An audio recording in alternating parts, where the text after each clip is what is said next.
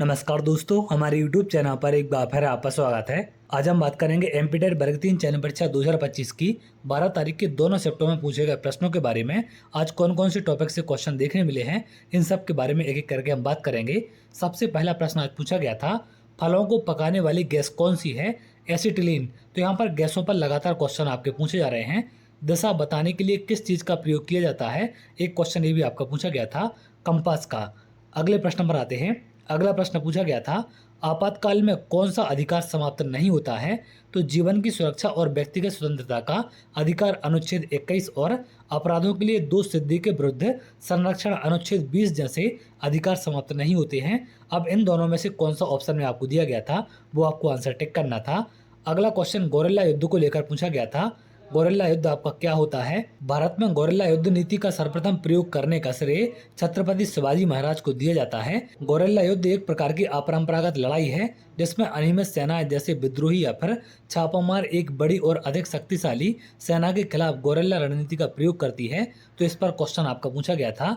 अगला क्वेश्चन पूछा गया था, एंटीबॉडी बनाने वाला विटामिन कौन सा है? विटामिन सी और विटामिन ए डी, B6 जैसे कई विटामिन एंटीबॉडी बनाने में मदद करते हैं। विटामिन सी संक्रमण से लड़ने के लिए शरीर में एंटीबॉडी के निर्माण में सहायता करता है, जबकि विटामिन ए और डी प्रतिरक्षा प्रणाली को मजबूत करने में महत्वपूर्ण भूमिका निभाते हैं। तो एंटीबॉडी को लेकर क्वेश्चन आज पूछा गया था। अगला क्वेश्चन पूछा गया था, केंद्र और राज्य शक्ति पर आधारित आपका अनुच्छेद पूछा गया था। अनुच्छेद 245 से 255 केंद्र और राज्यों के बीच विधायी संबंधों से संबंधित हैं। तो इनसे क्वेश्चन आज देखने मिला है, इनको आप देख कर जाएंगे। अगला क्वेश्चन पूछा गया था, भारत छोड़ो आंदोलन में गांधी जी ने कब भाग लिया था? गांधी जी ने 8 अगस्त 1942 को भारत छोड़ो आंदोलन की शुरुआत की थी। उन्होंने इसी दिन मुंबई में अखिल भारतीय कांग्रेस समिति के 17वें करो या फिर मरो का नारा देते हुए यह आंदोलन शुरू किया था। तो इस नारे को भी आप ध्यान रखेंगे, इस पर भी क्वेश्चन आपके बन सकते हैं। अगला प्रश्न पूछा गया था, अलकनंदा और भागीरथी के संगम का क्या नाम है? अलकनंदा और भागीरथी के संगम को देवप्रयाग कहा जाता है। तो उत्तराखंड के टिहरी गढ़वाल जिले में स्थित है। तो इसकी जगह भी आप ध्यान रखेंगे।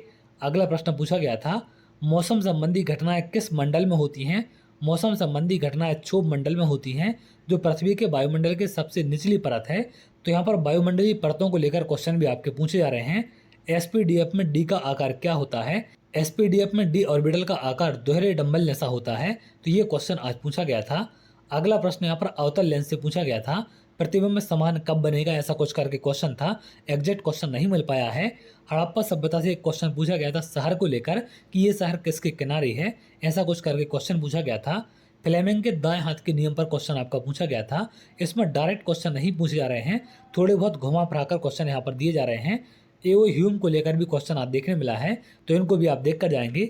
इनसे मिलते जुलते क्वेश्चन आगे आपको देखने मिल सकते हैं। तो ये कुछ क्वेश्चन आज के दोनों शिफ्टों में देखने मिले हैं। तो चलिए आगे अगर आप ऐसी वीडियो चाहते हैं तो हमारे चैनल के साथ जुड़ सकते हैं, जिससे और भी इंपॉर्टेंट वीडियो आपको मिल सके।